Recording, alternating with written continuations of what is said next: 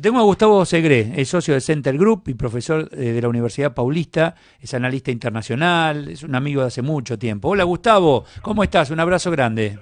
¿Qué tal, Eduardo? Gusto en escucharte. ¿Cómo estás vos? Bien, muy bien, muy bien, muy bien. Contame un poquito el fenómeno Bolsonaro allí en Brasil. Ahí lo titula la televisión internacional, ¿sorpresa o desgaste de la izquierda? Yo te diría que son las dos cosas.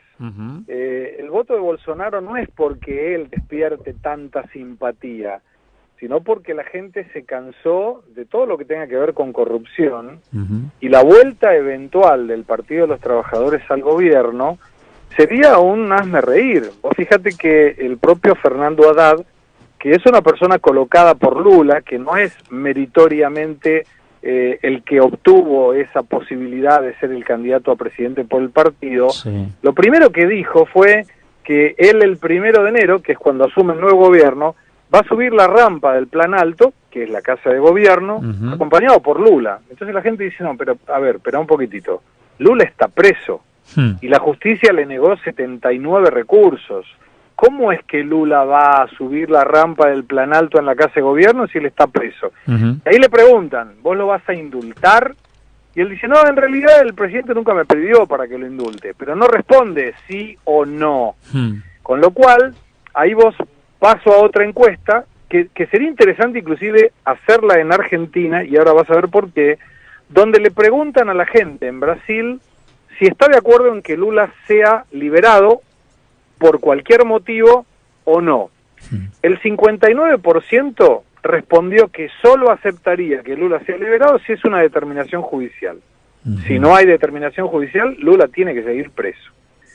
Y ese es exactamente el mismo porcentaje que tiene Bolsonaro en la predisposición al voto, que es el 59% de los votos válidos. O sea, no es casual que la gente que lo está votando a Bolsonaro, en realidad, una parte, por supuesto, sí lo vota por ser Bolsonaro, y otro porque no quiere que vuelva al Partido de los Trabajadores, y lo único que está enfrente del Partido de los Trabajadores es Bolsonaro. Ahora, la segunda es peligrosa, es un arma de doble filo, Gustavo, ¿no? Porque votar a alguien porque no me gusta el que estaba o quien está por hechos de corrupción, etcétera, no sé cuál seguro de éxito va a ser este nuevo gobierno que voy a votar. Eso yo se lo pregunté a varios brasileros, y la respuesta que me dieron fue bastante interesante. La primera me dijeron, yo no sé si Bolsonaro va a ser un buen gobierno o un mal gobierno, pero prefiero arriesgar porque yo ya sé que el Partido de los Trabajadores es ladrón, que el PMDB de Temer es corrupto, que el PSDB de Geraldo Alckmin también estuvo prendido en la corrupción, con lo cual me cansé de que me roben. Y vos fijate que al margen del Partido de los Trabajadores, que sería eventualmente parecido con el kirchnerismo de acá en la cantidad de gente que lo sigue al margen de cualquier acusación, el PMDB de Michel Temer tuvo el 1,26% de la preferencia electoral, a partir de Enrique Meireles como candidato. Sí. Y Geraldo Alckmin, que es del mismo partido que el expresidente Fernando Henrique Cardoso, un partido tradicional que siempre fue el antagónico al Partido de los Trabajadores, tuvo el 4,78. O sea, esta elección cambió la política brasilera y es verdad, coloca el riesgo de tener un presidente que es claramente homofóbico, es racista, es machista, pero ahí cuando le preguntás al brasilero me volvió a responder. Me dice, mira, yo calculo que en función de la composición del Congreso es más fácil que Bolsonaro atenúe su discurso machista, racista y homofóbico a que el Partido de los Trabajadores, por el hecho de ser gobierno, me robe menos.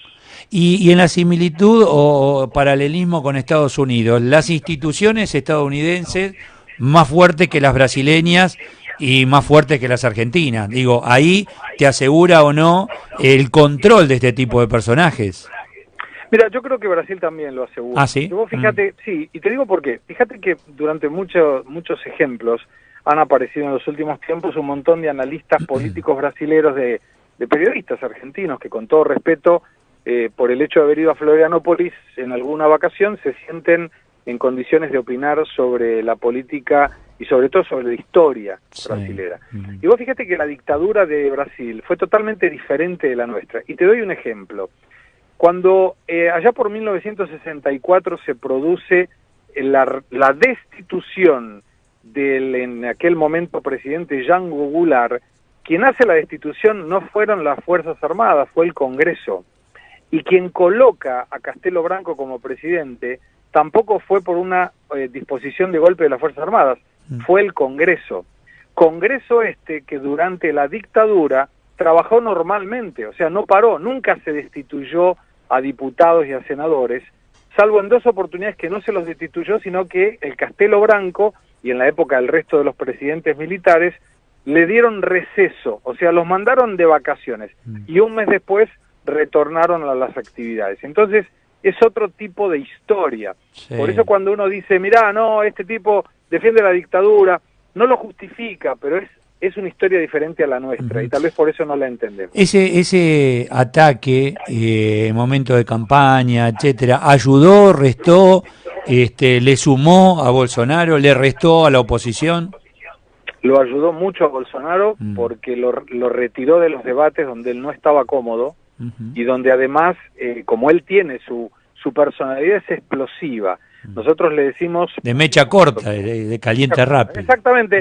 Bueno, mecha corta en portugués se dice pavio curto. Ajá. Y esa cuestión es lo que le ayudó porque cualquiera que lo provocara tenía la respuesta. ¿Sabes a quién se parece en su discurso? A Lilita Carrió. Ajá. En el discurso, solamente el discurso, no quiere decir que Lilita sea Bolsonaro, pero en el discurso contra la corrupción te dice lo que piensa, si eso genera un problema en los aliados políticos, no es un problema de ella ni de él. Bueno, ese es el estilo. El que está cerca es Olmedo, ¿viste? El diputado Olmedo, ayer hablé con él, estaba en Río de Janeiro, estaba ahí con un grupo de evangelistas, etcétera. Sí, tratando de emularlo, pero no es lo mismo. No es lo mismo. Claro. Olmedo es muy sincero, que es otra característica de Bolsonaro, dice lo que piensa y a veces eso genera la provocación. Es un provocador, claro. Es un diputado provocador, pero tendríamos que juntar. Si vos querés un Bolsonaro argentino y tenés que poner a Lilita Carrió adentro de la licuadora con Olmedo, con Patricia Bullrich en el tema de la seguridad, y sí, José Luis en la parte económica, claro. Por supuesto. José Luis es un amigo, pero es mejor no tenerlo en la vereda enfrente, ¿no? Sí. Sumás todo eso y te da un Bolsonaro. ¿Ya lo damos por hecho o de todos modos hay que esperar el 28? Mira, son 20 millones de diferencia en los votos, es mucha gente, y falta una semana.